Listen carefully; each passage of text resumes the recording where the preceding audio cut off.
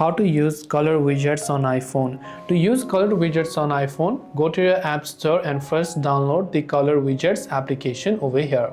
So go ahead and download the color widgets app. So I'm just downloading the default that is appearing at the top. Now we'll go ahead and then launch this color widget application and just grant whatever permission that it might require. It's a free app, so sometimes you might have to deal with the ads as well.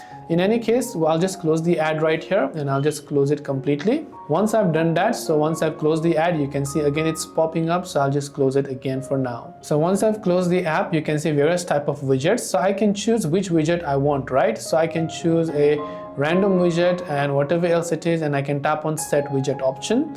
And here, in order to add a widget, what I have to do is long press on an empty space on home screen on iPhone, tap on edit from the top left, then tap on add widget. Under add widget, we will simply look for the color widget app. So of course, we'll select color widget and we can just choose the type of widget that we want to add over here. Now once we've done that, you can see it will be added, or we can also change this by long pressing on it, tapping on edit widget to choose which type of widget we want. We can create different widgets and add them and use those color widgets on our home screen on iPhone. That's it for this video. Thanks for watching. Do subscribe for more tips and tutorials such as these.